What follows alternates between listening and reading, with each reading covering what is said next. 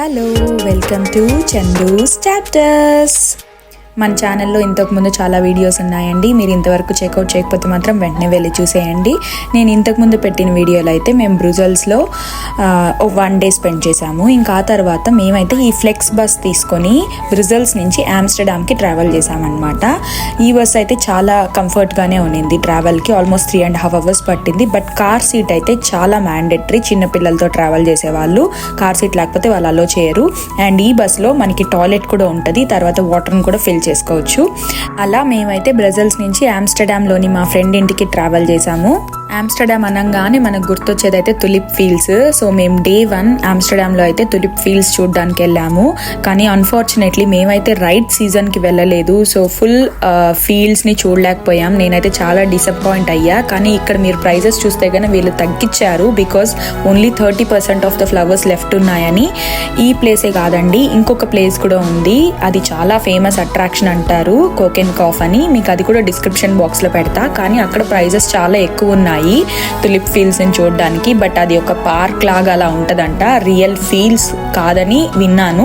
So మేమైతే మా friend suggest చేసినట్టు మేము ఇక్కడికి వచ్చాము. మీరు కరెక్ట్ సీజన్ కన్నా వెళ్తే యాక్చువల్లీ ప్రైవేట్ ఫీల్డ్స్ లోపలికి కూడా వెళ్ళి ఫోటోలు దిగొచ్చంట, యాజ్ ఫార్ యాజ్ వాళ్ళు మిమ్మల్ని ఎవరు కనిపెట్టినంత వరకు.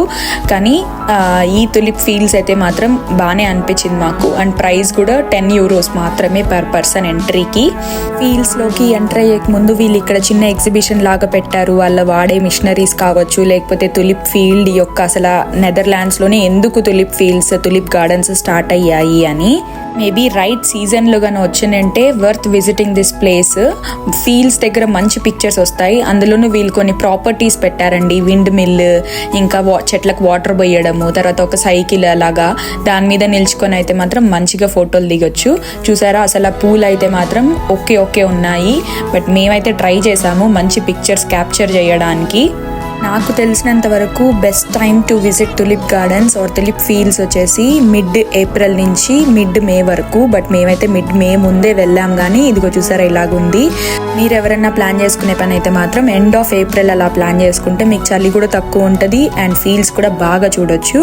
అండ్ ఇక్కడైతే ఆ ఫీల్డ్స్ తర్వాత ఇక్కడ ఒక చిన్న షాప్ లాగా ఉంది, మనం ఏం కావాలన్నా కొనుక్కోవచ్చు. అండ్ టికెట్తో పాటు మనం ఫ్రీ తులిప్ బల్బ్స్ ఇక్కడ లాస్ట్లో పిక్ చేసుకోవచ్చు. సో మేము అలా ప్యాక్ చేసుకుంటున్నాం, కానీ స్వీడన్కి తీసుకురాలే, మా ఫ్రెండ్ ఇంట్లో పెట్టేసి వచ్చేసాము. సో అలా నడిచిందనమాట మా tulip field and garden experience అయితే మాత్రం.